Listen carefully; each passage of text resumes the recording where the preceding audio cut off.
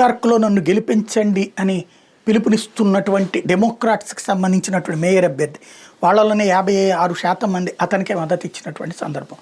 అతను next mayor అభ్యర్థి. అక్కడ ఓ పక్కన రిపబ్లికన్స్కి అంత సీన్ కూడా లేదు, గతంలో కూడా ఓడిపోయినటువంటి సందర్భం.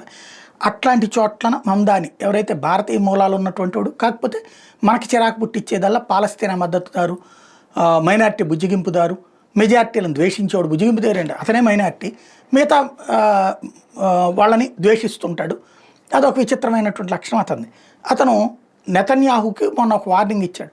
ఇజ్రాయెల్ మీద దారుణమైన కామెంట్ ఇచ్చాడు. ఒకప్పుడు నరేంద్ర మోడీని అరెస్ట్ చేయాలన్నాడు, ఇప్పుడు ఇజ్రాయెల్ ప్రధానమంత్రి నెతన్యాహు న్యూయార్క్ వస్తే కనుక అరెస్ట్ చేసి జైల్లో పెడతానంటూ ఆ మధ్యన స్టేట్మెంట్ ఇచ్చాడు. ఇప్పుడు దానికి ఇజ్రాయెల్ ప్రధానమంత్రి నెతన్యాహు అమెరికా వెళ్ళాడు ట్రంప్ను కలవడానికి. ఈ సందర్భంగా ఫాక్స్ న్యూస్ వాళ్ళు అడిగారు, మిమ్మల్ని రేపు పొద్దున అరెస్ట్ చేస్తారంట అంటే, నన్ను అరెస్ట్ చేయడం సంగతి దేవుడు ఎరుగు,